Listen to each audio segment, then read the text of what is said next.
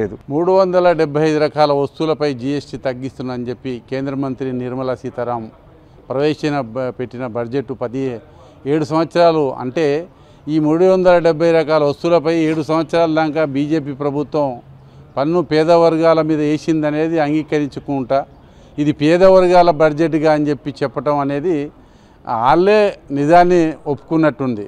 కానీ జీఎస్టీలో ఇప్పుడు ఈ 375 రకాల వస్తువులకి తగ్గిస్తారనేది ఇప్పటిదాకా తెలియదు. కానీ ఒక డేట్ అనేది పెట్టిన దాని తర్వాత పరిణామాలు అనేది ప్రజలకు తెలుస్తుంది. రాష్ట్ర ప్రభుత్వం కూడా ఈ జీఎస్టీ మీద కొంత నిరసన తెలుపుతుంది. జీఎస్టీ ఏదైతే మీరు పేదల వాళ్ళు చేసినారో రాష్ట్ర ప్రభుత్వం మీద ఖజానా మీద భారం పడుతుందని అంటున్నారు.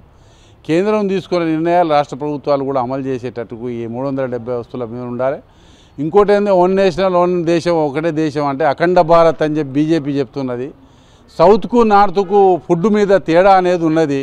అంటే భారతదేశంలోనే కేంద్రం తీసుకొచ్చిన చట్టాల మీదే సౌత్కు ఒక రకంగా ఇక్కడ ఒక రకంగా నార్త్కు ఒక రకంగా అంటే నార్త్ మీద ప్రేమ ఎక్కువ సౌత్ మీద మాత్రం ఎందుకంటే పరాటా అనేది మీరు ఇక్కడి నుంచి ఉత్పత్తి చేసి నార్త్లో పోతే జీరో పరిస్థితి ఉంటుంది.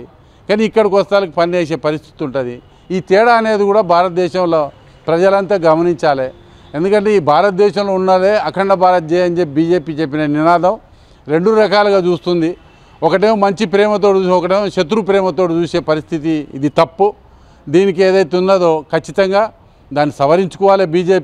బీజేపీ ఏదైతే 375 వస్తువుల మీద ఉందో దాని మీద మళ్ళీ ఒకసారి రివ్యూ చేసి పేద వర్గాల మీద అమలవుతుందా కాదనేది చూసి ఏదైతే నార్త్ సౌత్ అనే దాని మీద వివక్ష లేకుండా భారతదేశంలో అందరికీ కూడా ఒకటే చట్టం ఒకటే అనేది రావాలని చెప్పినట్టు నా యొక్క అభిప్రాయం.